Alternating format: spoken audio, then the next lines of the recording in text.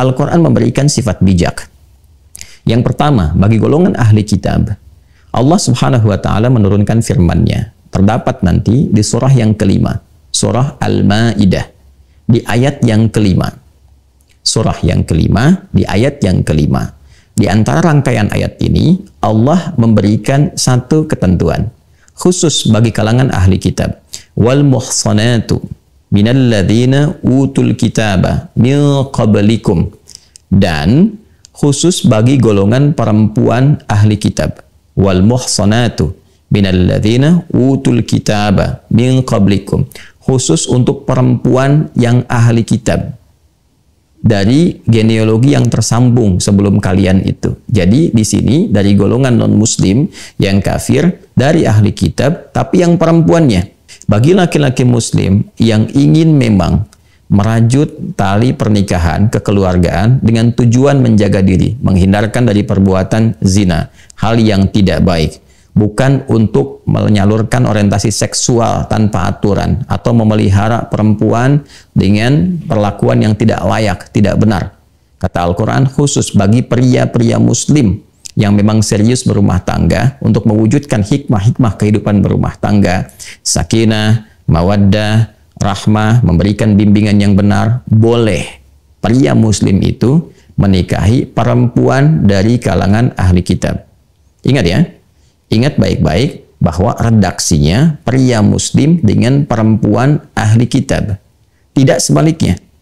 Jadi yang dibenarkan adalah jika ada prianya, laki-lakinya muslim, perempuannya ahli kitab. Jadi bukan perempuannya muslimah, laki-lakinya ahli kitab, bukan. Jadi laki-lakinya muslim, perempuannya ahli kitab.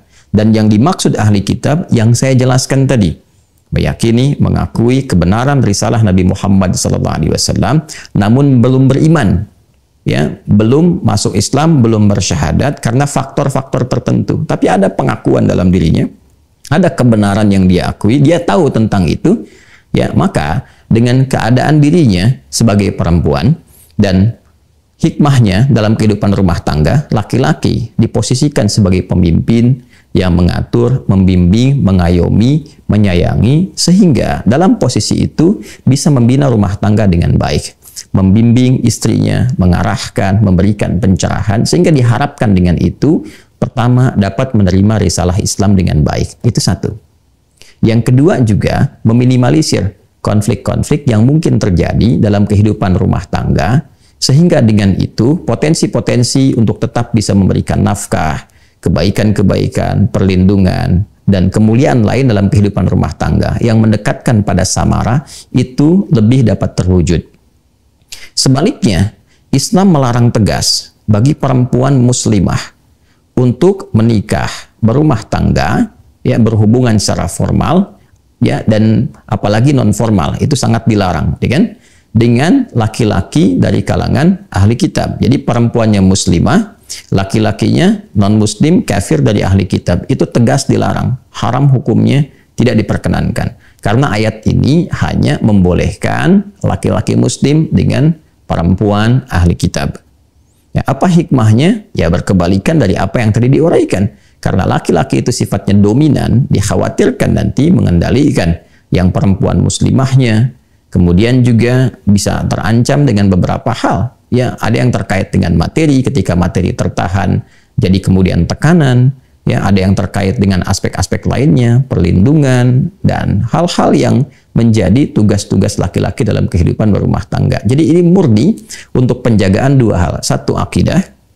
Ya, yang kedua adalah kemungkinan-kemungkinan besar untuk mendekatkan kepada aspek samara. Ini terkait dengan ahli kitab, jika memang itu masih didapati. Tapi jika itu tidak ditemukan, seperti generasi-generasi kekinian yang tadi saya sampaikan dengan cukup panjang lebar, secara singkat saya coba uraikan, bahwa berganti generasi sudah berbeda persepsinya, karena informasi yang sampai pada generasi berikutnya, bahkan sampai kini, tidak didapati keterangan Nabi Muhammad SAW. Sehingga pertentangannya begitu besar, penolakannya begitu tinggi, bahkan bukan sekedar penolakan, pengakuan akan ketuhanan pun sudah menjadi musyrik total, dalam arti memang meyakini Tuhannya bukan Allah, bukan hanya ada Tuhan lain selain Allah, bahwa Yang ada keyakinannya adalah Tuhannya, bukan Allah. Maka ini sudah bukan lagi disebut dengan ahli kitab. Sekalipun boleh jadi ada yang menyematkan dirinya dengan nama Yahudi atau bahkan Nasrani, atau disebut juga sekarang ya berbeda dengan Nasrani, ada diksi lagi yaitu Kristen.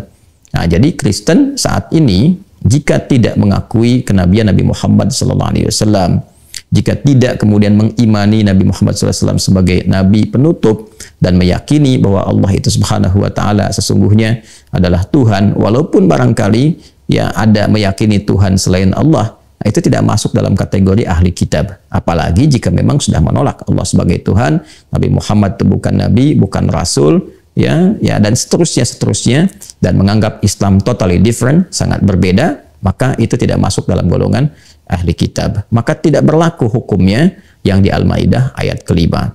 Maka Allah menurunkan ayat khusus di dalam Al-Quran surah kedua Al-Baqarah di ayat 221. Allah berfirman, "Wala tankihul musyrikati hatta yu'min. Wala amatum mu'minatun khairum min musyrikati walau a'jabatkum. Wala tunkihul musyrikina hatta yu'minu. Wala 'abdun mu'minun khairum min musyriki walau a'jabakum. Ulaika yad'una ilan nari wallahu yad'u ilal jannati wal maghfirati bi'idhnih." Dan janganlah kalian menikahi perempuan yang musyrik. Artinya golongan kedua dari non-muslim, dari yang belum beriman. Sampai perempuan-perempuan itu beriman. Sungguh, bila pun ada seorang budak yang secara sosial dipandang kelasnya rendah, namun dia beriman, itu lebih utama untuk dinikahi dibandingkan dengan perempuan musyrik yang belum beriman, walaupun secara fisik misalnya atau status sosial begitu menarik.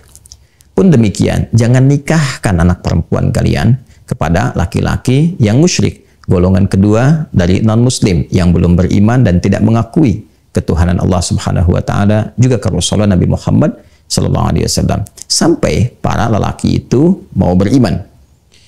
Lelaki yang secara status sosial dipandang rendah, tapi dia beriman, berperilaku yang baik, itu lebih utama untuk dinikahkan anak perempuan kalian dengan mereka dibandingkan dengan laki-laki musyrik dengan sifat-sifat yang tadi disebutkan. Sungguh mereka berpotensi membawa anak-anak kalian jika nekat untuk dinikahkan kepada situasi-situasi yang sulit, bahkan terancam saat kembali kepada Allah Subhanahu wa taala dengan ancaman-ancaman yang nyata. Karena itulah kemudian berpalinglah kepada ketetapan Allah yang lebih mengarahkan kepada nilai kemuliaan, nilai-nilai kebahagiaan, dan demikian Allah menjelaskan kepada kalian ketentuannya supaya kalian mengerti dan lebih mendekatkan diri kepada Allah Subhanahu wa taala. Ternyata ayat ini memberikan penegasan. Pertama, larangan menikah antara laki-laki dan perempuan beda agama. Baik itu laki-lakinya muslim dengan perempuan non-muslim, atau sebaliknya, perempuan muslimah dengan laki-laki non-muslim dalam keadaan kafir. Kategori yang kedua yaitu musyrik, kafir dan musyrik secara bersamaan, bukan dari golongan ahli kitab. Jadi mutlak dilarang, mutlak diharamkan. Yang kedua, Allah menegaskan bahwa tujuan berumah tangga itu sejatinya adalah membangun ketakwaan, membangun kedekatan dengan Allah Subhanahu wa taala dengan cara meningkatkan ibadah, meningkatkan amal saleh, dan meniatkan kehidupan rumah tangga itu untuk mendekat kepada Allah. Bagaimana itu bisa dibangun sedangkan pasangan hidupnya beda keyakinan? Dan ini problemnya juga akan mereduksi nilai-nilai sakinah yang sangat diharapkan dalam kehidupan rumah tangga. Coba Anda renungkan, Anda pikirkan. Yang satu ke masjid, yang satu ke tempat ibadah lain. Di dalam rumah didapati situasi yang berbeda. Nanti ketika muncul anak, muncul problem lagi. Mau dibawa kemana anak itu? Dan seterusnya. Belum problem warisan, belum problem nanti dari kedua keluarga. Dan ini akan menyulitkan. Karena itu bertakwalah kepada Allah Subhanahu wa ta'ala. Hidup kita itu terbatas, sementara. Kita itu hanya bertugas. Satu saat kembali kepada Allah Subhanahu wa ta'ala. Jangan kemudian hukum-hukum yang nyata yang memang sudah disiapkan untuk memberikan kedamaian, ketentraman, diutaati kembali dan menampilkan semangat-semangat baru dengan kata-kata diksi yang baru seakan-akan benar, dengan frame toleransi, dengan frame misalnya kearifan sosial dan sebagainya. Sungguh semua itu tidak akan bisa menghadirkan ketenangan-ketenangan, samara yang memang desain mendapatkan itu telah ditetapkan sesuai dengan ketentuan yang menciptakan kita semua. Ini bukan bagian dari sifat intoleran, tidak. Tapi sungguh ini bagian dari penjagaan kepada kita semua. Justru ini bagian dari sifat toleransi tertinggi. Toleransi itu mengharapkan semua orang mendapatkan kebaikan, kebahagiaan, kenyamanan.